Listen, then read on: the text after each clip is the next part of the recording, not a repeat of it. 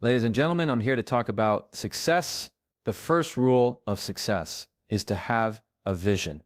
You see, if you don't have a vision of where you go, and if you don't have a goal where you go, you drift around and you never end up anywhere. I mean, as you know, I was born in 1947 in Austria, Second World War. So I was very fortunate that I stumbled under my vision, and I didn't really like Austria when I grew up. I couldn't wait to get out of there. I couldn't see myself becoming a farmer or a worker in a factory or anything like that, even though my parents wanted me to stay there and have a normal life. But that was their vision, not mine. My vision was totally different. I felt that I was born for something special, for something unique, for something big. Then one day I went to school, I remember was 11 years old, and they showed a documentary about America there. They showed this documentary, the huge skyscrapers, the high-rises, the huge bridges, the 6-lane freeways, and all of this stuff in this emissive.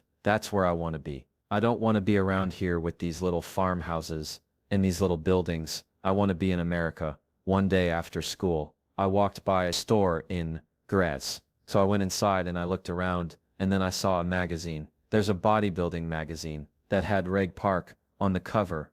Reg Park was then a 3-time Mr. Universe, and I saw him on the big screen as Hercules. I read that, and I said to myself, wow, this is the blueprint for my life. This is exactly what I want to do. I want to become a bodybuilding champion, just like Reg Park. I want to get into movies, just like Reg Park, and I want to make millions of dollars and be rich and famous, just like Reg Park. Do you know how great it felt that I knew where I was going? Imagine majority of people don't know where they're going. I knew where I was going, that I'm going to become this bodybuilding champion, just like him. So it was just a question of, how do you do it? I was so relieved, because when you have a goal, when you have a vision, everything becomes easy. So people always ask me when they saw me in the gym, in the pumping iron days, they say, why is it that you're working out so hard, 5 hours a day, 6 hours a day, and you have always a smile on your face? And I told people all the time, I said, because to me, I'm shooting for gold. In front of me is the Mr. Universe title. So every rep that I do gets me closer to accomplishing that chord.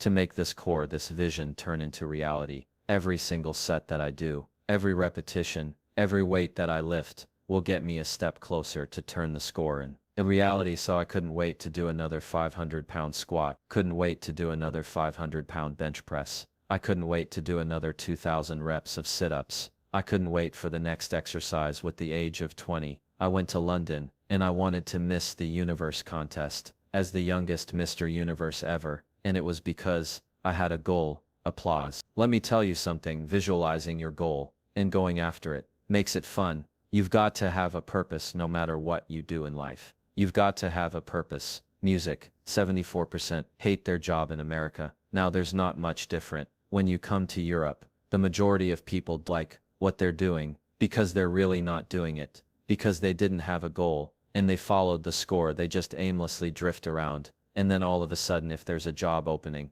so they get their job because you have to work. But then when you work, it's a chore. It's not fun. So if you think about, only a quarter of the people really enjoy what they're doing in life. That is unbelievable if you think about it. So I felt so blessed that I knew what I was doing. It's like a medical student that studies and knows he wants to become a doctor. You know where to go. And the same thing is also in politics. I remember that in politics, I had a very clear vision. Music, that I will be the leader of California. This is as far as I could go, because I was not born in America, so I could not run for president. So being the governor of the 5th largest state of, say, the largest state, the 5th largest economy in the world, was for me really the ultimate title, the ultimate accomplishment in politics. So even though people came up to me and says, why don't you go and run for something smaller? You're never gonna make it. I ran for governor, and then 2 months later, I became governor of the state of California,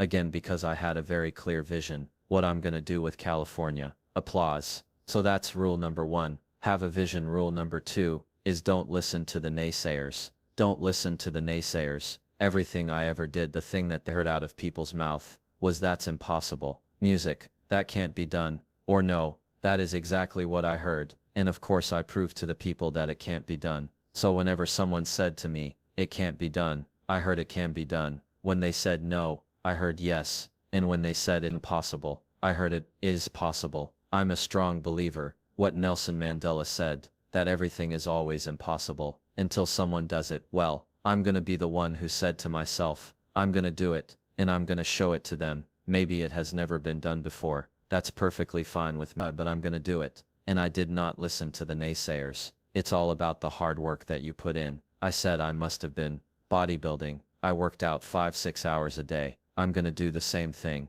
now for acting. And of course I went to college to study English. I studied the accent to remove acting classes. And all of this stuff all day long. I worked in the work music. And within a short period of time, I made one movie called Hercules, in New York, which of course went right into the toilet. But it didn't discourage me. I still had the same vision. And then all of a sudden we did Streets of San Francisco. I did Stay Hungry and Pumping On, in The Villain. And then all of a sudden I was asked by Dino De Laurent, Ace, at the Universal Studio, to star in Conan the Barbarian. And after I did Conan the Barbarian, the director at the press conference said to the press, the director John Milius, he said to the press, if we wouldn't have had Arnold, we would have had to build one. So think about that. The very body that they said can never be sold, because the time is wrong. A few years later, I'm doing Conan the Barbarian, and it was the #1 hit at the box office when it came out in the summer of '82.